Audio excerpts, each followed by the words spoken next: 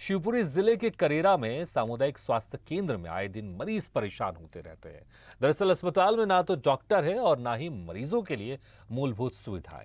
वहीं स्वास्थ्य केंद्र में जो डॉक्टर भी है वो सिर्फ अपनी मनमानी करते हैं। इतना ही नहीं, यहाँ आए दिन बीएमओ भी बदलते रहते हैं। इसके अलावा स्वास्थ्य केंद्र में सफाई व्यवस्था का भी बुरा हाल है।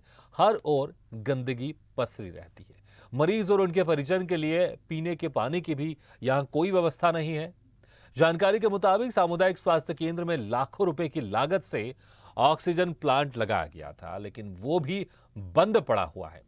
तमाम व्यवस्थाओं को लेकर जिला स्वास्थ्य अधिकारी से कई बार शिकायत की जा चुकी है, लेकिन तस्वीर अब तक नहीं बदल सकी है।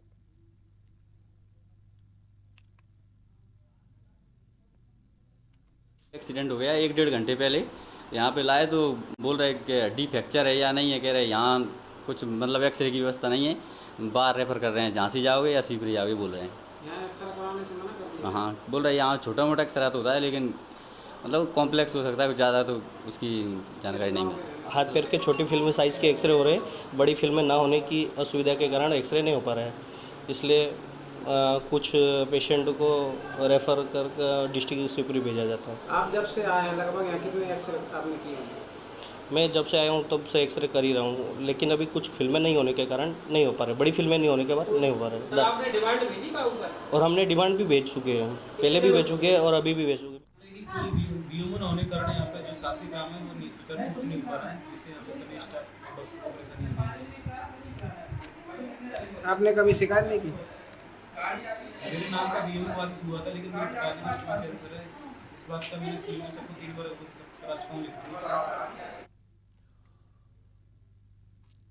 तो करेरा में जिस तरह से सामुदायिक स्वास्थ्य केंद्र की हालत है, उससे अंदाज़ा लगाया जा सकता है कि वहाँ पर जो मरीज आते होंगे अपने बेहतर स्वास्थ्य के लिए, उनको क्या मिलता होगा प्रबंधन की तरफ से और किस तरह से उनका इलाज होता होगा।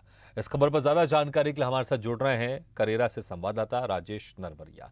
राजेश, स्वास्थ्य केंद्र में मरीज आते हैं अपना इलाज करवाने के लिए, लेकिन अगर आपके पास सुविधाएं ही नहीं है, मरीजों के लिए पीने के लिए पानी नहीं है, साफ सफाई नहीं है, ऑक्सीजन प्लांट लाखों रुपए खर्च करके बनाया जाता है लेकिन वो चालू हालत में नहीं है, तो जो मरीज वहां पहुंच रहे हैं कैसे उनका स्वास्थ्य ठीक होगा? राजेश, आवाज आ रही है आपको?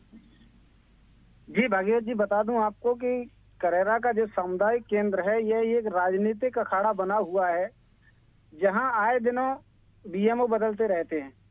यहाँ तक कि ये कहें कि लगभग साल में जितने महीने नहीं होते हैं इतने यहाँ बीएमओ बदले जाते हैं। इसी कारण से यहाँ की अव्यवस्थाओं का ब्यौरा जो है खुला पड़ा है जी। और पीने तक की पानी की व्यवस्था नहीं है। या व्यवस्थाओं की बात करें, मरीज आते हैं चले जाते हैं, कई मरीज इसमें खत्म भी हो गए हैं, डॉक्टरों पर आरोप भी लगे हैं। अच्छा, आपने जो राजेश आपने जो जिक्र किया कि यहाँ पर बीओ अक्सर बदलते रहते हैं, जितने महीने नहीं होते उससे ज्यादा यहाँ पर बीओ बदलते जाते हैं, इसकी क्या वजह सामने आ रही है?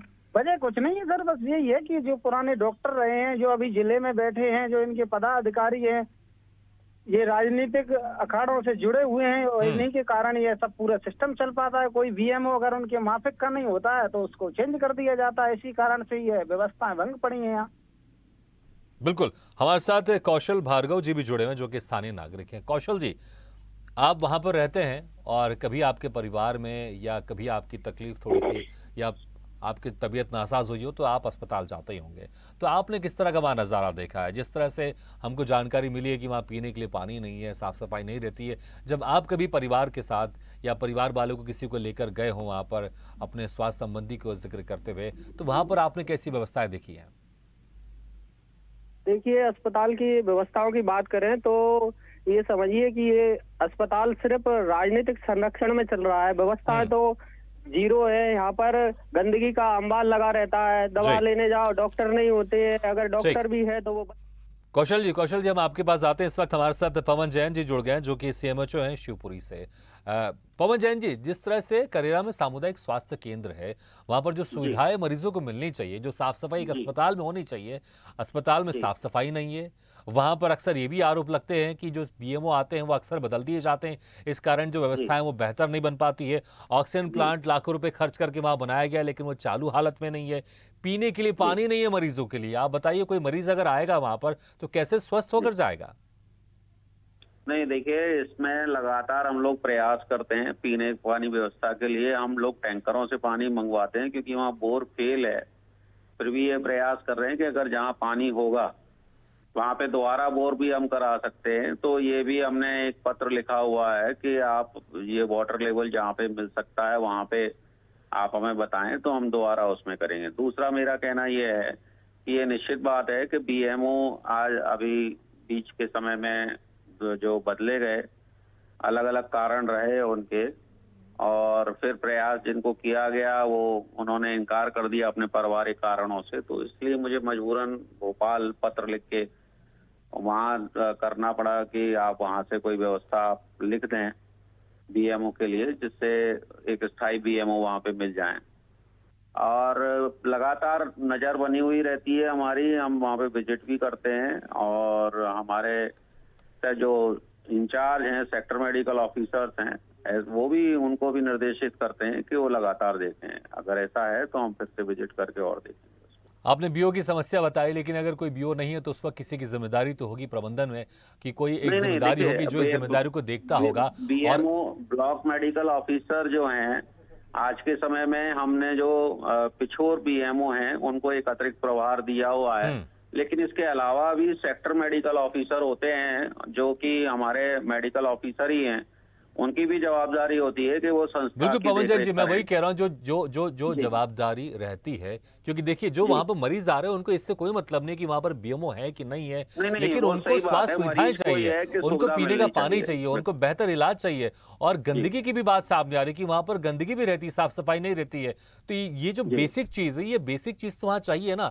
अब जनता को इससे मतलब नहीं है कि वहां पर बीएमओ रहेगा कि नहीं रहेगा, उसका ट्रांसफर क्यों हो रहा है, क्यों नहीं हो रहा सही है, बात बोल लेकिन रहे हैं। जो बेसिक चीज है, जैसे आपने पानी का जिक्र किया, मुझे बताइए जब ये अस्पताल बन रहा होगा तो उस अस्पताल बनाने में कई समय लगे होंगे, कई महीने लगे होंगे, हो सकता है साल भी लगे नहीं, होंगे। तो उस निश्चित वक्त से रूप ये ध्यान से देने की चीज है कि जब मरीज आएंगे वो पानी कहां से पिएंगे, उनके लिए कम से देखिए, कम बेसिक चीज तो होनी चाहिए।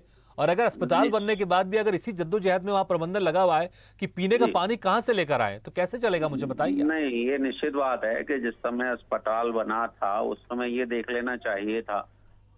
जी पवन जैन जी, मैं आपके पास वापस लौटूंगा। इस वक्त हमारे साथ कैबिनेट मंत्री जी जुड़े हुए हैं जो कि जसवंत जाटव जी। जसवंत जी, आपका बहुत बहुत स्वागत है हमारे इस खास प्रोग्राम में। जसवंत जी नमस्ते। नमस्ते। सामुदायिक स्वास्थ्य केंद्र करेरा में वहां की हालत बड़ी खराब है, बीएमओ अक्सर बदल दिए जाते हैं। हमने कुछ लोगों से बात की है, संवाददाता से बात की, उनका कहना है कि जितने महीना नहीं होते हैं उससे ज्यादा बीएमओ यहाँ पर बदल दिए जाते हैं साल भर में। पीने के लिए पानी की व्यवस्था नहीं वहां पर जो मरीज आ रहे हैं, गंदगी पसरी हुई है, और लाखों रुपए खर्च करके ऑक्सीजन प्लांट बनाया गया है लेकिन वो चालू हालत में नहीं है। क्या कहेंगे आप? नहीं, आपका कहना बिल्कुल वाजिब है और ये व्यवस्थाएं होना चाहिए।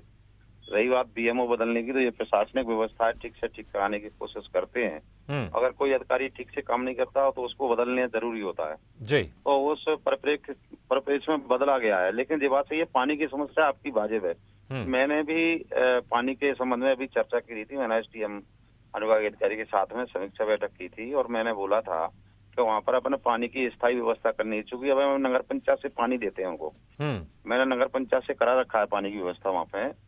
और हम वहाँ पे असल में क्या है, बोर वहाँ पर जो कराते हैं तो उसमें पानी निकलता नहीं है। तो वहाँ पर एक स्थायी कुआं हम खोदने वाले हैं जहाँ मोटर डाल के सप्लाई देंगे उनको। ये व्यवस्था उन्होंने की है। उसकी रोड की भी स्थिति जब अस्पताल बना था तो उसको जो ठेकेदार ने बनाया उसको बदल स्थिति में छोड़ गया था। गड्ढे भी थे, उसमें कहीं पानी भर जाता था। तो मैंने अभी प्राइवेट संस्थाओं से, प्राइवेट लोगों से अनुदान के रूप में कुछ मैंने भी जुड़कर उसका रोड भी बनवाया है जी, और उस पर साफ सफाई भी की है। और देवा से ये कि वहाँ पर कुछ विशेष देख रेख की जरूरत है वहाँ पे अस्पताल पर। बिल्कुल। तो जसवंत जी, क्या आप ये आश्वस्त कर, बहुत ठीक हुई है स्थिति वहाँ की जी, और लोगों में विश्वास भी जागा है, काम भी हो रहे हैं जी। लेकिन जसवंत जी, जो तस्वीर हम देख रहे हैं या जो तस्वीर हम दर्शकों को दिखा रहे हैं उससे लगता नहीं है कि अभी वहां पर साफ सफाई उस तरह से जो साफ सफाई अस्पताल में होनी चाहिए। तो क्या आप एज ए कैबिनेट मंत्री आश्वस्त करते हैं कि कितने दिन के अंदर वहां की जो व्यवस्थाएं, चाहे साफ सफाई की हो या पीने की पानी की व्यवस्थाएं, वो दुरुस्त हो जाएंगी? पीने के पानी की व्यवस्था हम स्थायी करने जा रहे हैं। इस विषय में मेरी चर्चा हुई प्रशासन के साथ में बैठ के, और हम किसी न किसी मत से वहाँ पर कराने वाले हैं पानी की व्यवस्था। ओनली वहाँ पर देखिए, पानी की व्यवस्था नहीं है तो अस्पताल में सफाई भी नहीं दे सकती, आप तय मानिए। नहीं, इसलिए मैं आपसे कह रहा हूँ मंत्री जी, कितने दिन के अंदर ये व्यवस्थाएं दुरुस्त हो जाएंगी, क्योंकि जनता भी देख रही है, वो एक समय सीमा चाहती है कि मंत्री जी कह रहे हैं, तो कितने दिनों तक ये व्यवस्थाएं वहां पर दुरुस्त हो असल जाएंगी? में हमारे पास दो व्यवस्था है। एक तो हम यहाँ पर अभी कूद खोद हैं, वहाँ पर बोरिंग होता नहीं है, या बोरिंग कहीं और दूर जाकर खोद दें, वहां से पाइपलाइन डाल लें। जी।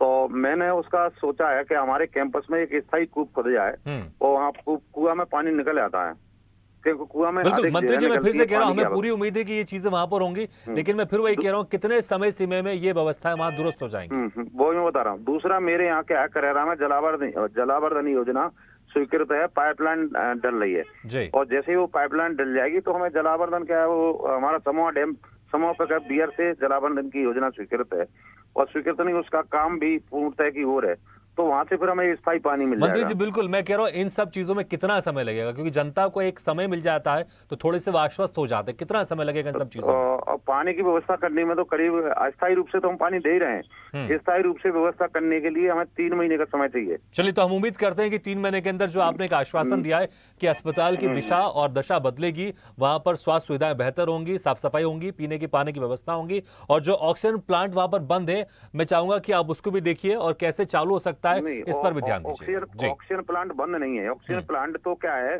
जरूरत के आधार पर चलाया जाना है उसको। जब हमें अभी ऑक्सीजन की जरूरत नहीं तो चलाएं क्यों? जी। चलिए, तो जो हम चलाते भी हैं, और बिल्कुल, तो हम उससे चाहेंगे कि प्राप्त जो भी वहां पर व्यवस्थाएं अभी ठीक तरह से नहीं है, आप उसका संज्ञान लेकर, जनता चाहिए कि उसको दुरुस्त किया जाए। मंत्री जी, बहुत बहुत शुक्रिया हमारे साथ जुड़ने के लिए, जी। और आपके इस आश्वासन के लिए उम्मीद करते हैं कि ये सारी जो चीजें वहां पर व्यवस्थाएं वो दुरुस्त होंगी। बहुत बहुत शुक्रिया मंत्री जी। तो कैबिनेट मंत्री जसवंत जाटव जी हमारे साथ जुड़े हुए थे, उन्होंने कहा है कि जो वहां पर व्यवस्थाएं भी दुरुस्त नहीं है उसको तत्काल दुरुस्त करवाया जाएगा, और पानी को लेकर भी उन्होंने कहा कि स्थायी तौर पर 3 महीने के अंदर ये व्यवस्थाएं वहां पर दुरुस्त हो जाएंगी, और सफाई को लेकर भी उन्होंने कहा कि जैसी सारी व्यवस्था ठीक होंगी और इसके साथ ही हम सफाई की व्यवस्था को भी दुरुस्त रखेंगे, और उम्मीद करते हैं कि जो आश्वासन उन्होंने दिया, या इस आश्वासन ये समय सीमा के अंदर ये जरूर वहां पर व्यवस्थाएं ठीक होंगी, और वहां की जो जनता है जिस हिसाब से वहां पर जाती, जो सोच कर जाती है अस्पताल में कि उनकी जो बीमारी है वो ठीक होगी, और वहां पर जो व्यवस्थाएं ठीक होंगी तो उनकी बीमारी भी जरूर ठीक होंगी। इसी के साथ हमारे इस खास पेशकश में फिलहाल इतना है, लेकिन खबरों का सिलसिला लगातार जारी है। आप देखते रहिए स्वदेश न्यूज, सबसे पहले देश।